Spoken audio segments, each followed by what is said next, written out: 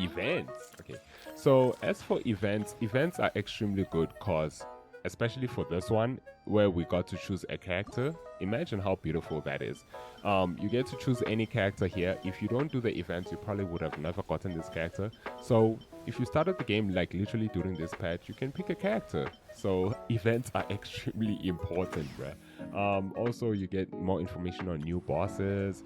You get a huge chunk of primo gems. If you want to pull characters, events are the way to go, bruh. You also find more character testing. You can test your characters, and they also give you some primo gems for that, for testing characters. Imagine. So, and you get a free character. I know, if you do the story. So that's pretty good. So yeah, please do not ignore your events. I just came back to the game, so that's why there's a lot of events waiting for me, and I cannot wait to play all of them. So events are very crucial in the game if you want to progress extremely faster. If you want to get a ton of characters, then definitely do your events daily. So if you're running low on primo gems, what you would like to do is just go to Hoyolab. I just want to swap the time real quick to the day after. So just go to Hoyolab. I don't know if you guys know anything about Hoyolab, and obviously this is not sponsored by Hoyolab, but Hoyolab is a application that you can install on your phone, on your computer, anywhere you want, not on console, but anywhere else you want. And then when you have it on your phone, you can log in and claim daily. There's a daily as well in there where you get to claim some pretty cool stuff, resources, primo gems, etc.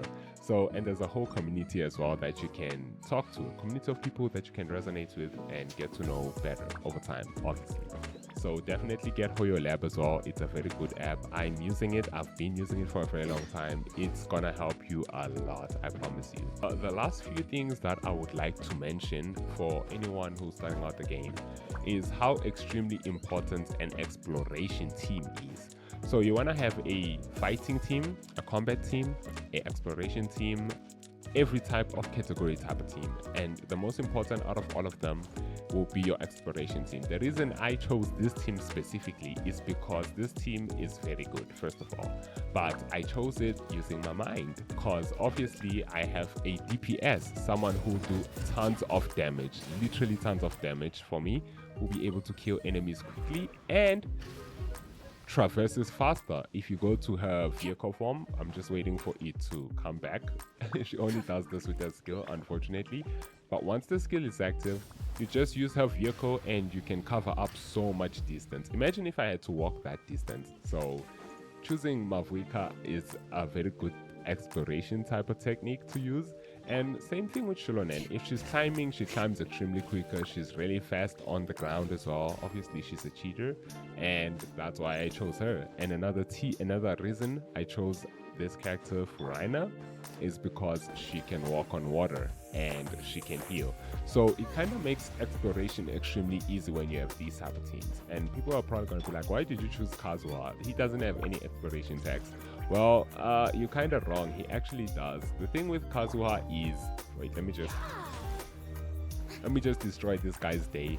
The thing with Kazuha is that he can group up everything for you extremely easy. So you don't have to waste so much time asking yourself, where do I even start?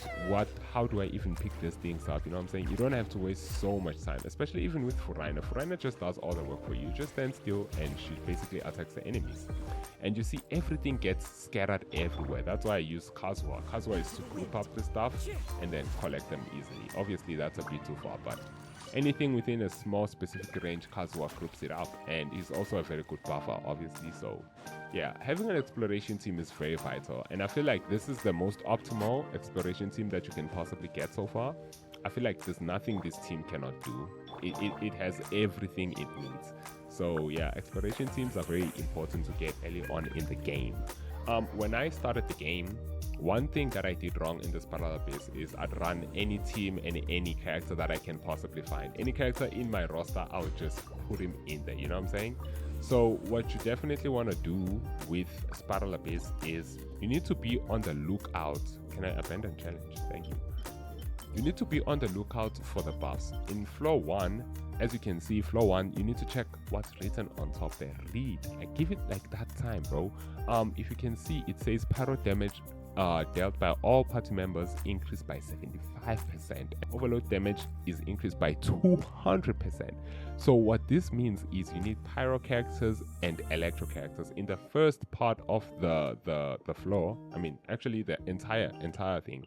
You can just use overload characters, meaning that you're only allowed to use pyro and electro characters. That's the only way you'll be able to get full stars, and that's the main reason I was able to get full stars in a majority of them. Obviously I haven't played floor 12. Whoa, let me think, I didn't even know. But yeah, following the leyline disorder is going to help you a lot. But don't just stop there. On the top right corner, there's a blessing of the abyssal moon. This should appear every time you start the spiral abyss or you enter inside a new spiral abyss. It shows this message. This message is extremely important because it's an extra buff to what you currently have on the current floor.